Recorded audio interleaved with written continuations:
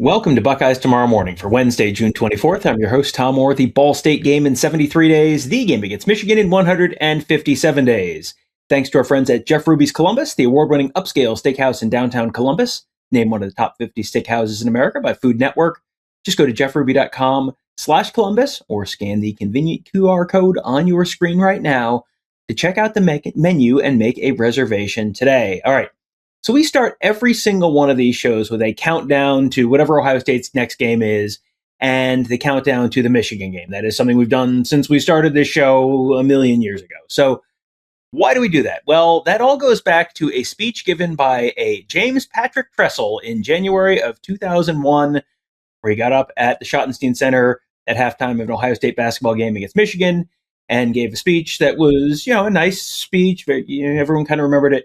And he talked about how you'll be proud of our young people in the classroom, in the community, and most especially in 310 days in Ann Arbor, Michigan on the football field. And then whatever he said after that, no one heard it because everyone else was going ballistic. So that was kind of one of this signature moments of Ohio State football for quite a while. And then, of course, they went and beat Michigan in 310 days later in Ann Arbor, Michigan. So I thought, okay, that's a fun bit for a morning show. So we'll do that. But that is the impact of Jim Tressel on the Ohio State football program, among many other things. And now Jim Tressel going to be honored this fall and to get inducted into a very, very exclusive club at the first game of the season. Very exclusive club also. Guests on the Buckeyes Tomorrow Morning podcast. We'll welcome Tony Gerdeman back for that. Once again, we should probably do a count up of how many times you've been a guest on this show. It has been probably more than 310 over the years. Tony, let people know, what is Jim Tressel going to be inducted into this fall? Yeah, Ohio State has announced that Jim Tressel will be joining the Ohio Stadium Ring of Honor. He will have his name up in Ohio Stadium alongside Woody Hayes and Paul Brown as the only other Ohio State coaches to have that. And so a pretty special honor in a pretty special place, over 100 years old, Ohio Stadium as we know it. And so he'll be up there. That will happen on the season opener, during the season opener, September 5th against Ball State. So he will be on hand, the Lieutenant Governor of Ohio on hand. I presume, the only Lieutenant Governor to have his name in Ohio Stadium. I haven't gone back and looked at all of the Wikipedia pages for all of the players, but yeah, a great honor for him, and one that, I guess I hadn't thought about it, in terms of, you see Woody's name up there and Paul Brown, and it's like those two guys have a special place for different reasons, but why not Jim Tressel? Right. It's one of those things where Paul Brown, Woody Hayes, those just kind of got put up there. And, I remember when they put the Paul Brown one up, and it's like, oh, it's special, it's interesting. But he's sort of a name that you just sort of have been told about. You've read about Paul Brown in books. You've read about Woody Hayes in books. But Jim Tressel is actual living history. Neither of those guys was around when they got their names put up there. Jim Tressel is, and, those are guys who are exclusive. That's an exclusive club where, more coaches have won national championships at Ohio State. More coaches have been inducted into the College Football Hall of Fame out of Ohio State than have gotten put up in the stadium. But, when you look at Jim Tressel's place in Ohio State football history, Woody Hayes obviously had his place. You had the Earl Bruce era after that. You had the John Cooper era after that, which is where Ohio State football sort of started to modernize. But man, Jim Tressel really kind of took that next step, wins the first national championship in 34 years, 1968 to 2002. We all know 1970 doesn't count. It's fine. Don't at me. But he also, a big part of his bio is completely changed the dynamic of the rivalry against Michigan.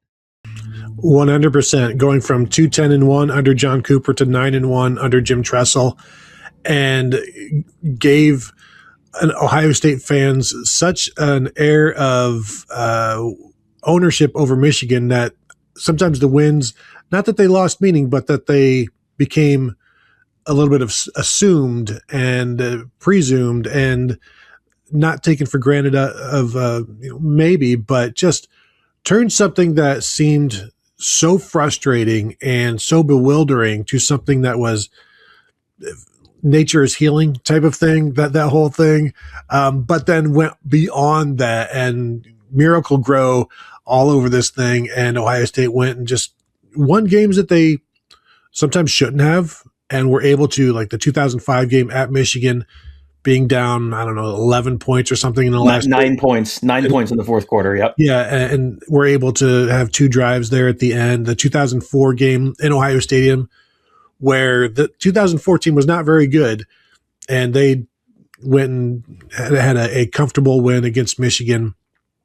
And then Tressel did get the good fortune of being there for the Rich Rod years, which was beneficial, but just a complete domination of Michigan, and then, continued, skipped a beat, with Luke Fickell barely, and then continued on with Urban Meyer. But it was one of those things that just felt so overdue. And then when he, as you mentioned, the introductory speech in the basketball game, just saying, I'm not backing down for Michigan. I'm going to put it out there.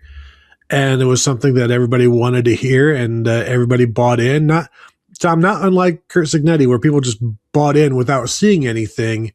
And in that 2001 win over Michigan, I think that's where it was really like, oh, so he's not just talk. This isn't just talk. This is real now. Yeah, that was an Ohio State team that went into that game 6-4, I think, at that point. I think that was when it was still an 11-game regular season, because I believe they finished 7-5 that year.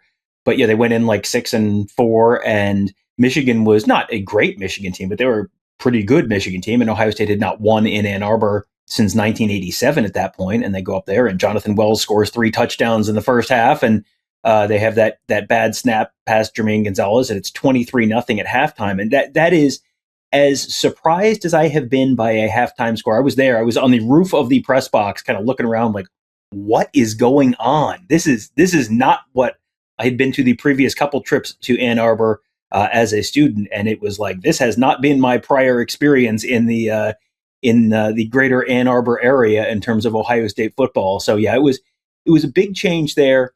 You mentioned the 2001 team wasn't very good. The 2004 team wasn't very good. But since that 2004 team, there's been like one Ohio State team that was not very good, and that was the year after Jim Tressel.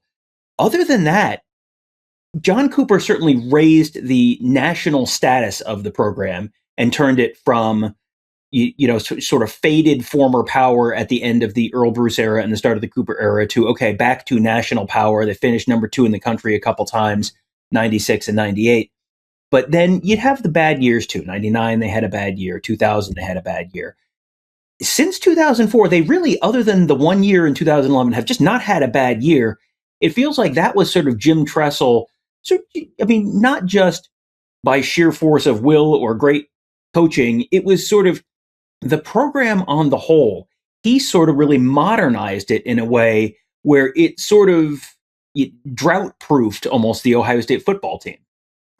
Yeah, and there's more of a, I don't know, maybe like an adoption, the culture of the whole thing in terms of just building that foundation and really working on that foundation. And as you said, the only reason there was a bad year was the NCAA came in and removed some of their players, specifically Terrell Pryor. But if he was there in 2011, they're not going 6-7. I can guarantee you that. But just the ability to, you're recruiting Ohio, that's never going to change. But he went national, as did John Cooper. But it was just a stronger foundation and a more, I don't know, maybe a more committed approach to making sure that everything stays level-headed. Because at the end of the Cooper era, the level-headedness was gone. And frankly, every year there were questions about, is this guy going to make it academically? Is that guy going to make it? And I think maybe there's more investment, and that's not just Tressel, but that's maybe Ohio State as well, investment in all of the other ancillary things, the support stuff that John Cooper would have loved to have, but maybe didn't. But Jim Tressel also did things like started Carmen, Ohio, singing Carmen, Ohio after the games, just stuff like that. I remember him doing, his team would have to know everybody, all of their teammates. He'd have quizzes on, say, like, where is Andy Groom from? And what is his high school football team? And things like that. So you'd have to know everybody. And that brings you all closer together. So I thought he did a lot of things like that to just bring the culture together, and then it just continued on, and it continued to grow from there. And I think that's one of the reasons Ohio State has been recession proof, is just the Ohio State culture aspect of it. The talent's been there forever. Maybe the mid to late 80s, not so much, but just everything else. And then Tressel kind of just, brought it all closer together. And I won't say got more out of it, because that 2001 Michigan game is a perfect example of Jim Tressel in a nutshell. They go and they're destroying Michigan, and then you're holding on at the end for dear life because they went into Tressel ball. So, but overall, just he brought Ohio State forward and left it in a good spot for the next person, which is what I think the goal for every head coach should be. Yeah, I think the Jonathan Wells ankle injury during that 2001 Michigan game played a part in that as well. You wonder what that second half would have looked like otherwise. But, the other thing that I think is part of the Tressel legacy, and boy, does it look different than it did in 2010, 2011, is the end of the Tressel era, which at the time was being treated as the greatest scandal in the history of college football. And you've got the SI cover and all that kind of stuff. And now a bunch of the stuff that was at the very core of the greatest scandal in college football history, it's all legal. You can do that stuff now. You can, all the stuff that the players were in trouble for and that Tressel got in trouble for, misleading the NCAA about, that is all legal. That's now stuff you can do. It's fine. The coach can know about it. It's not a problem at all. Times have changed quite a bit, and perceptions on a lot of the stuff has changed a little bit. And I think that probably helps this be something that you can do and you can honor him. And that probably removes a little bit of the national sort of smirking or sneering at the fact that you're putting, this terrible NCAA criminal up in your Ring of Honor. Yeah, 100%. I think everybody has a brand new perspective, or they gained a new perspective. We've talked before, basically after the Penn State stuff, then it's like, oh, football stuff isn't so bad that is happening. And so then now that everything, like you said, is like the idea of trading something, like that's so backwards now. Like, you're going to trade something for something rather than just getting something for who you are. Like, that is so old fashioned. And so what are you going to do? Punish him for being old fashioned?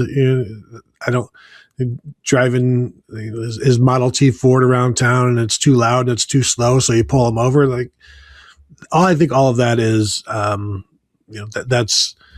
that's by the wayside, and you can continue to recognize him for what he did and what he built and what he handed off to essentially Urban Meyer. So there you go, Jim Tressel being honored at the Ball State game season opener in 73 days, as we tell you at the start of every show. We'll have coverage of that when that happens. But one more thing to look forward to at the start of Ohio State football season. Something you can always look forward to is a dinner at Jeff Ruby's Columbus. They proudly offer nationally acclaimed USDA prime steaks, seafood and sushi, impeccable service, live entertainment, and an attention to detail that is simply unmatched. Just go to jeffruby.com/Columbus to check out the menu and make a reservation today. That will do it for today. Thank you guys all for joining us. Have a great day. We'll talk to you tomorrow.